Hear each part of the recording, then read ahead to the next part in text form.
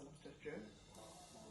Dalam subjek SCCG 3143, Kemahiran Komunikasi Kepengurusan, kumpulan kami dikehendaki menghasilkan satu video roleplay majlis pengucapan awam yang telah dirasainya perkenalkan ahli kumpulan kami, Muhammad Ramadan bin Abdul Razak 257536, Wan Muhammad Haris bin Wan Suhaimi 258087, Muhammad Zaini bin Muhammad Sin 257481, Nur Ashikin binti Abdul Ghani 257567, Siti Nakuya binti Sujak 25772. Di dalam tugasan roket ini, kami akan mentakrifkan perucapan awam, menghuraikan perancangan perucapan awam, menjelaskan tentang analisis halayak, membincangkan teknik menyusun idea dan menyampaikan ucapan tips berucap untuk pengurus. Bagi definisi untuk perucapan awam adalah satu proses penyampaian ucapan kepada khalayak secara bersemuka, biasanya berbentuk formal dan berstruktur, bertujuan untuk memaklumkan, mempengaruhi, memotivasi. Assalamualaikum warahmatullahi wabarakatuh dan selamat sejahtera saya ucapkan buat yang dihormati para pensyarah, tuan pengurusi, timbalan dan setiausaha bagi 10 buah persatuan di Universiti Utara Malaysia serta pelajar-pelajar yang dikasihi sekalian. Dalam perucapan awam, terdapat beberapa tujuan asas untuk berucap, iaitu berdasarkan tujuan dan juga berdasarkan cara. Bagi berdasarkan tujuan, perucap menyampaikan sesuatu perucapan bagi tujuan pemujukan atau pemberitahuan, menghibur dan juga majlis khas. Bagi berdasarkan cara pula, ianya dipecahkan kepada pengucapan awam yang disampaikan secara impromptu, menghafal, baca teks dan juga extemporaneous. Apa tujuan program ini?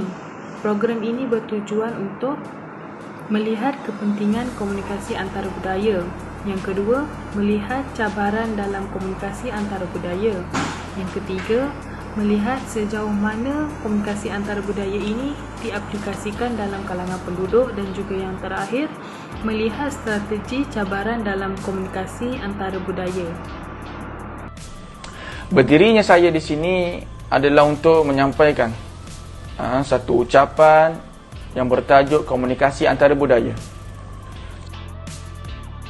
Bagi seorang pengucap, analisis halayak sangat perlu dititik beratkan.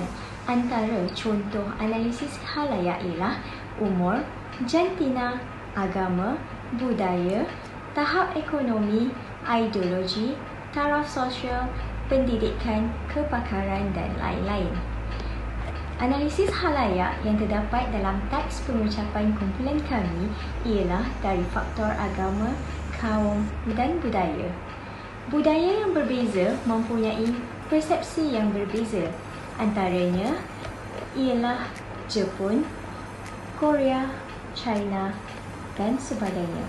Saya berharap tuan-tuan dapat memberi sepenuh tumpuan kepada apa yang hendak saya sampaikan.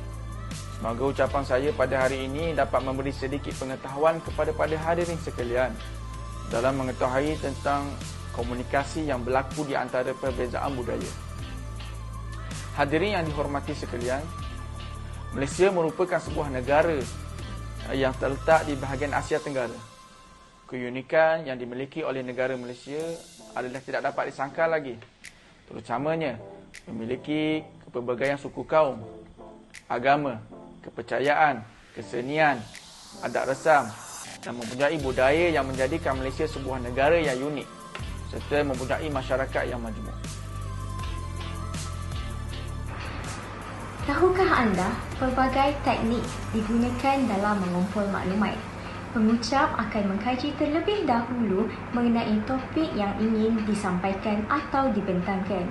Bagi kumpulan kami, maklumat kajian adalah melalui beberapa sumber seperti majalah, akhbar, temu bual dan yang paling mudah pada waktu dan ketika ini ialah melalui medium internet. Internet sangat memudahkan semua orang dalam melakukan kerja seharian. Dan puan-puan, negara Malaysia mempunyai hampir 80 kaum etnik di negara ini. Tetapi masyarakat dan penduduknya masih boleh hidup dalam keadaan yang aman dan damai serta menghormati antara kaum yang lain. Di Malaysia terdapat kaum utama iaitu Melayu, Cina dan India. Malaysia mempunyai 13 buah negeri dan 3 wilayah persekutuan yang berkeluasan anggaran 330,000 km persegi. Kesimpulannya, kemahiran perucapan awam amatlah penting dan perlu dipraktikkan oleh setiap orang. Dalam tugasan ini, semua proses yang dikendaki dalam perucapan awam telah kami aplikasikan di dalam penulisan teks. Antara proses tersebut ialah menentukan tujuan, analisis halayak, pemilihan tajuk, pengumpulan maklumat dan menulis teks. Proses ini amatlah penting kerana ia menentukan kualiti teks pengucapan tersebut. Selain itu, pengucapan awam yang cemerlang bergantung kepada seseorang ucap dengan menyampaikan ucapannya dengan baik dan berkesan tanpa mengira audien dan suasana. Ini memberi gambaran bahawa perucap yang bijak dapat mengawal keadaan ketika menyampaikan perucapan awam. Oleh yang demikian, persediaan yang rapi akan memberi impak yang positif dalam menyampaikan objektif bagi pengucapan awam yang ingin disampaikan kepada audien. Ia juga membantu meningkatkan jati diri serta sifat kepimpinan seseorang berucap, terutama ketika berhadapan dengan halayak ramai. Justru itu, pengucapan awam yang berkesan dapat diperolehi sekiranya mesej yang disampaikan diterima baik oleh audien serta audien menerima mesej dengan tepat dan betul. Sekian, terima kasih.